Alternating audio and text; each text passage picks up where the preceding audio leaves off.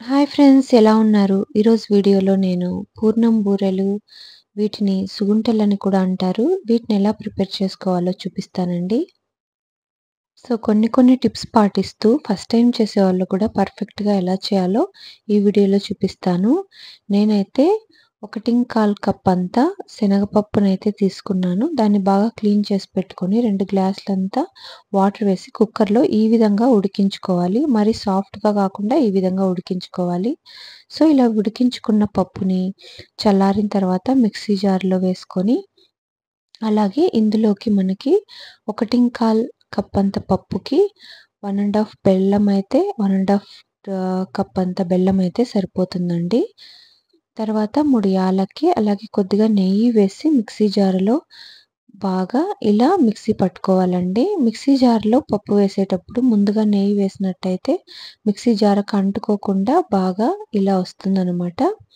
So దీంట్లో కొద్దిగా కూడా వాటర్ వేయకుండా మనం బాగా ఇలా రుబ్బుకోవాలి. దీంట్లో వాటర్ వేసి మనం రుబ్బినట్టయితే పలుచగా అయిపోయి పూర్ణము నూనెలో విడిపోయే ప్రమాదం ఉంది కాబట్టి వాటర్ వేయకుండా చూడండి ఇలా మనం చేసుకొని ఇలా బాల్స్ లాగా చుట్టుకోవాలి.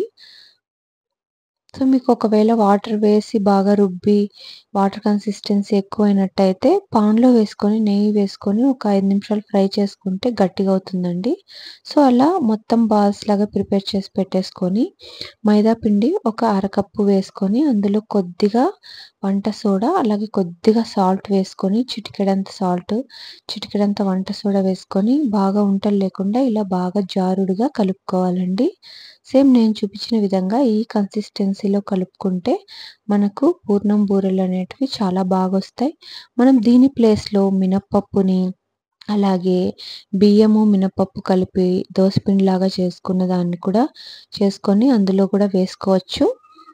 సో నేనైతే ఫస్ట్ ఇది మైదా పిండితో చూపిస్తున్నానండి. సో ఆయిల్ బాగా హీట్ అయిన తర్వాత చూడండి ఇలా ఒక్కొక్క పూర్ణం ఉంటని ఇందులో వేసేసి బాగా చూడండి దానిపైన పిండి మొత్తం వేసుకొని ఆయిల్‌లో ఒక్కొక్కటిగా వేసుకోవడమే. సో ఆయిల్ బాగా హీట్ అయిన తర్వాత ఇలా ఒక్కొక్క ఉంటని తీసుకొని నూనెలో జారుడుగా వేసుకుంటే మనకు ఇలా బాగా వేసేసుకొని బాగా ఫ్రై చేసుకుంటే పూర్ణం బూరెలు, లేదా వీటిని సుగుంటలని కూడా అంటారు. సుగుంటలనేటివి రెడీ అయిపోతాయండి. చాలా ఈజీగా చేసుకోవచ్చు. ఫస్ట్ టైం చేసేవాళ్ళు కూడా పర్ఫెక్ట్‌గా చేసుకోవచ్చు. నేను చెప్పే ఈ టిప్స్‌ని పాటిస్తూ మీరు చేస్తే చాలా బాగొస్తాయి.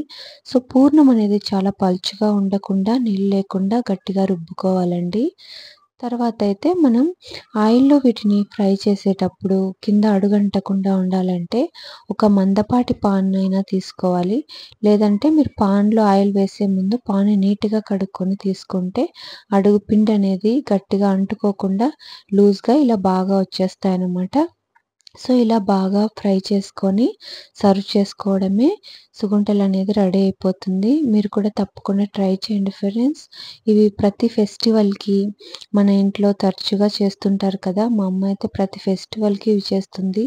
సో నేను ఆమె చేసేది చూసి అలాగే నేర్చుకొని నేను ఇవి చేశానన్నమాట. మీరు కూడా ఇలా ట్రై చేసి మీకెలా వచ్చిందో నాకు కామెంట్ చేయండి ఫ్రెండ్స్. ఇది చాలా అంటే చాలా బాగుంటాయి. సో ఎప్పుడన్నా మీకు స్వీట్ తినాలనిపించినప్పుడు ఇలా చేసేసుకొని మీకెంత మోతాదులో కావాలో అంత మోతాదులో చేసుకొని సర్వ్ చేసుకుంటే చాలా బాగుంటుంది. అండ్ మీకు పిండి వంటలు తినాలనిపించినప్పుడు కూడా ఈ స్వీట్ అయితే చాలా బాగుంటుంది ఫ్రెండ్స్. ట్రై చేసి మీరు కూడా నాకు ఎలా వచ్చిందో కామెంట్ చేయండి. సో ఈ వీడియో నచ్చితే లైక్ చేసి నా ఛానల్ సబ్స్క్రైబ్ చేసుకోండి ఫ్రెండ్స్. Thanks for watching.